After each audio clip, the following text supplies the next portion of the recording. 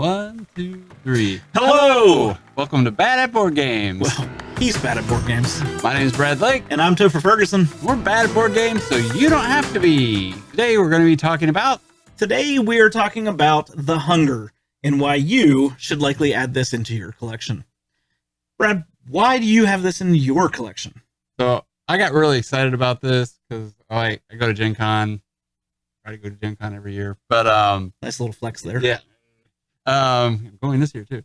So The Hunger was launching pre-release at Gen Con by and it was by Richard Garfield, and Richard Garfield made Bunny Kingdom, he made Magic the Gathering, he made Netrunner, games that I like. And I was like, regardless of I hadn't watched any playthroughs on it, and I was gonna get this game. I like the way it looked, vampire themes where you're going out and sucking the blood of all the villager victims and then having to get back before daylight happens. So it's like one night. So there was something about that whole theme that really just attracted me to it. And I'm like, I will get in line. I will make sure when the doors open after Great Western Trail that I'm going to go over and get The Hunger. So that was, it just excited me. And now I enjoy it, and I like bringing it out for anybody really, from a gamer to somebody who wants to go beyond Catan and take it to the next level and get into that medium.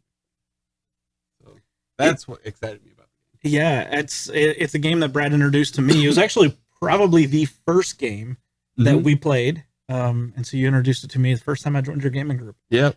So. It's just one of those games that, like, when you're trying to get people together and see if they are into gaming, you can kind of get the bug from it, or you can figure out if people like it. Yeah. So you're probably seeing that we do kind of like the game. Spoiler alert, but stick around and we'll tell you our rating a little bit later on in the video. But the game itself, let's get into it. It is, as Brad said, designed by Richard Garfield. It is published by Renegade Games. Good components, good game. It's a deck builder. It's also a push your luck game. And so, as he said, you are vampires. So we actually get to play vampires in this game. You are going out, you are devouring the villagers, you are eating the humans, you are also collecting other vampire cards that are adding into your deck to allow you to move. Do that. Get the vampire cards that let you move. Don't forget that if you want to win this game. But it's just click up here if you want to watch the playthrough. Yeah, you'll see I died. I roasted in the sun. But it is a beautiful game. It is, the artwork is amazing, and you get to see this just story unfold as you go hour by hour throughout the night, pushing your luck, getting as far away as you can before you feel that urge that you have to get back to the castle to safety before the sun comes up. So nice little game, a nice little story, nice artwork, everything that kind of makes it into it. So you like artwork a lot. I think that's a big thing with you with games. I do. It's not that I don't mind a Euro, but I love a pretty game way more than plain game. Give me the plain old boring Euro. That's me. I want the gameplay. Yeah. I like Castles of Burgundy. It's one of my top ones, but I back everything on the new version because I want it to look better. Yeah. So the card artwork, I think, is fabulous. It's not a style that I've really seen. It's not too cartoonish. It's not realistic. It's this nice in-between area, and the colors are vibrant. The faces of all the villagers and all the vampires and everything, I think it's stunning. The board looks really great. It's really shiny. I don't know how happy I am about, but being like, I don't know, this is almost dry erase shiny. Yeah. but I really like it. There isn't one piece of the aesthetics that I don't enjoy. So for me, if I was going to rate the art from 1 to 10, this is like about a 9. So I just really enjoy it. And it's actually funny. You talk about the color and the artwork and all that. What's on the board, I think, is very dull compared to the cards are beautiful. Like the artwork on the cards really. Yeah, it just looks good. And it's not that this is that boring. You really start to look at it, and there's intricacies with the churches and the crypts and the little villages, and you can kind of like keep looking and look at that and look at that. So yeah, it's I like it. Yeah. Good work to the artists and the designers. Well done. Yeah. So tell me a little bit about your story playing this game. What have you enjoyed? How'd that go? I've enjoyed it. my problem with it was the rule set. The rule set I thought was complete garbage. So it's I don't know why it seems so difficult. It's like they made it marketing rule set, but once you get it, then it's like you draw 3 cards, you look at the numbers at the top of the cards. That's how fast you are, and you can move that far, or you can choose to hunt and split up that speed, move 2 spaces, and then go hunt somebody for 3 speed. So it is not difficult, but the instructions made it a lot harder.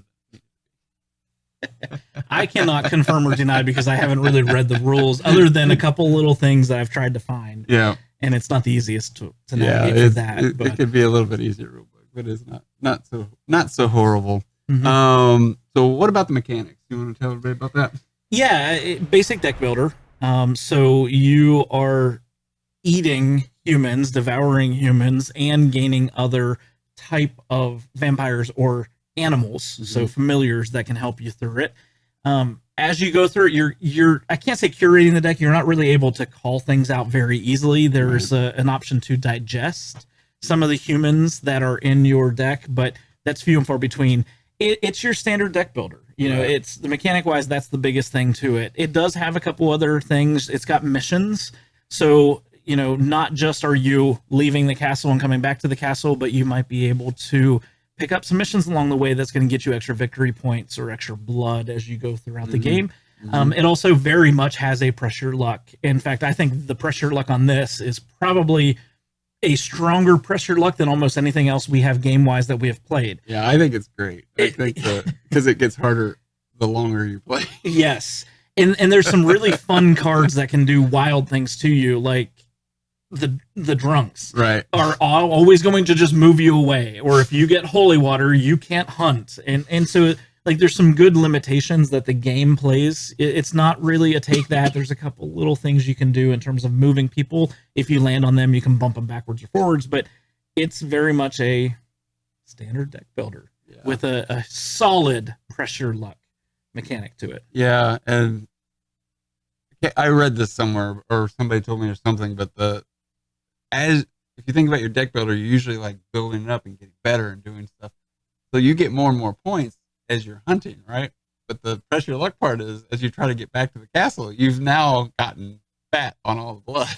Yes. And so you keep pulling out cards that don't let you move. And you're like, oh crap, I'm not going to make it back before the sun comes up. Yeah. And so that's kind of what happened. I love that theme. Yes. With this last game that we just did with the playthrough, which you'll be able to watch, I had one of my missions that said collect 13 or more humans. Humans don't give you speed. Humans give you points, which is good. I got a lot of victory points, but I had no movement. And so there were times that I just went nowhere, or I went backwards because I collected people that had alcohol or had the beer symbol, the Stein on it, and they were sending me backwards. And it was like, no, the sun's coming up in 3 hours. I got to get back. And I couldn't at all.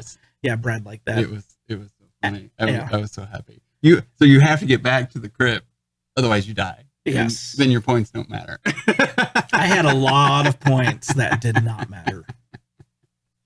But that was a good one. And Ashby, our friend, was with us on that one. Mm-hmm. We've played this a lot. This is one of our... For our gaming group, I think this is the most played game that I have, other than our filler games. Yeah. Like, we play quite a bit of filler games at the end of the night. But outside of that, I think this has seen the table the most out of all of them. Yeah. It was fun for me also the very first time we played it, because I didn't know any of you all. I was coming into this group that I had found online, and I don't like people. I'm very introverted. I had a hard time actually committing, but I showed up. We played the Hunger, and to be able to see people through their decisions on this, because it's not an overly heavy game, you can actually see the fun that people have in it. And so I was instantly able to kind of judge these new strangers that now are friends. And then we sat and talked for games about 2 hours before and after. Oh, likely. Yes. that continues to happen on a regular basis. I like this guy a lot. Now we just sit and do it in front of the camera, which is good. So, but yeah, so it's a fun game. So what are the positives and the negatives? Positives first, I guess. Okay. Positives. It is... I have a lot of anxiety in my life. I love the pressure your luck aspect in this. And like I said, I think it does it very well. We've got a handful of games that have pressure luck mechanics in it, whether we own them, we've played them, and I struggle through them. With this one, it's there and we can laugh about it and still see if we can get back or not. So I think that's a good aspect to it. It also has a lot of other things going on. So in your deck builders, you're doing something, you're moving or whatever it might be. With this game, you're going to find new missions. You're going to get treasures. You're going to hunt. Do you hunt humans or do you hunt vampires? There's so many aspects to it that it ties it all together very well and very thematically. Yeah. That is a huge positive with this game. Yeah. They've really integrated the theme into like each little section. Yes. And it makes sense. Yes. It's not just like, hey, here's something. Yes. Go take a boat. This is not a game with a pasted on theme. It's also not a theme with a let's try to make a game around it. Yeah. This is fully integrated, well done. Yeah. Yeah. It feels like they thought about it from the beginning. Yes. Yes. Which, I mean, it's Richard Garfield. Let's be honest. Yeah. Good job. Well done. Good job. So for me, I like it when I've already talked about the appearance, but however, like, this has been a great game to get gamers into the heavier games. So, like, I love that. Like, you can find out, for me, there's a handful of games, and we might talk about this in a future video. These games allow you to get people into heavier games, or they're not gamers. There's those sets. So I want to play Kanban EV, and I want to play Lisboa, and I want to play Nemesis, and I want to play these games that are, up there, right? So how do I take somebody that's I play Uno, and then get the bug into them and get them to these games. So this is one of those games on the journey. It's also good, I think, because we have people, and I've seen this within our gaming group, people that have expressed an interest, maybe not by saying it out loud, but because of, I really want to play that game, comments, that they want to play the heavier games, but it is hard to jump from a 1 to 2 rating game up into a 4+ rating game weight-wise. And so games like this are great because, yes, it's still lighter weight, but it's a lot of things going on. Right. So you have to manage some of that, which is a good way to start to ramp up people who say they're interested. Yeah. Yeah. What about negatives? Sometimes we've played it enough times. Sometimes I kind of feel like I'm just not into it.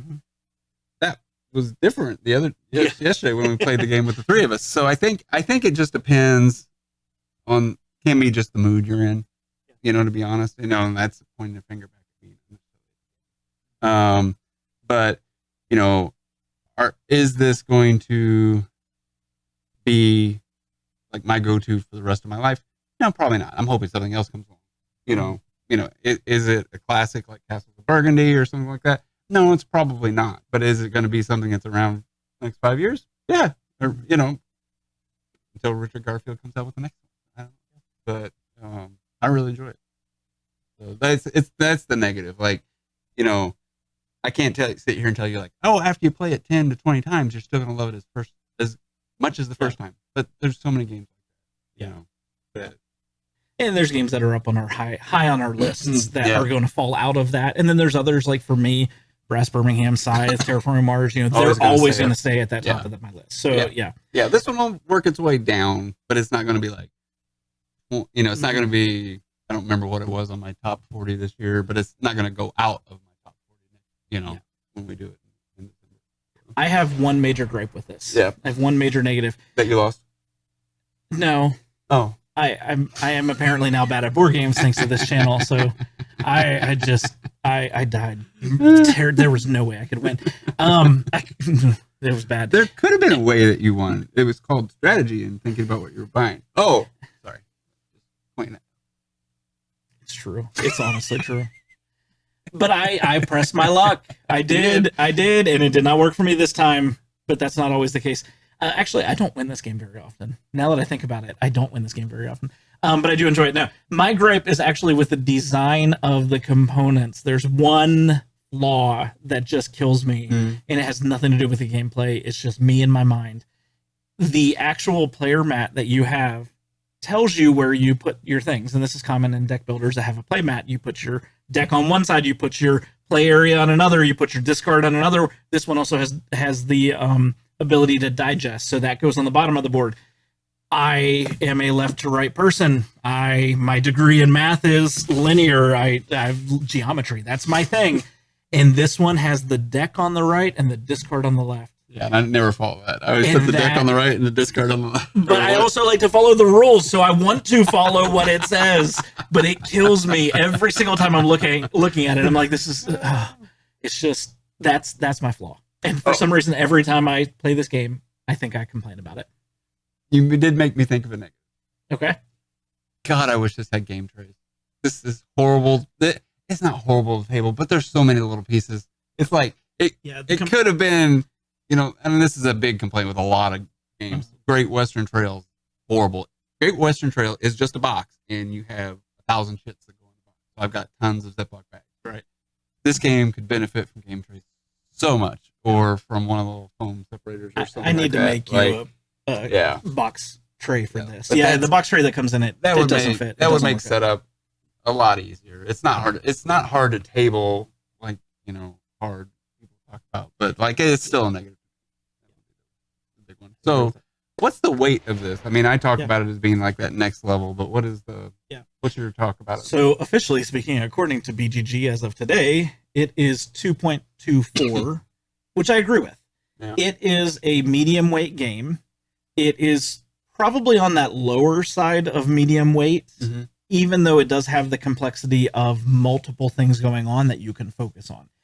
I find that to be pretty accurate. I mean, I don't think I would call it just a 2, definitely not less than that, but I wouldn't really want it to be any higher than that in terms of the rating. I think that's pretty accurate. So that's where I put it, as well as I would agree. I think it allows people to go into the next level. So.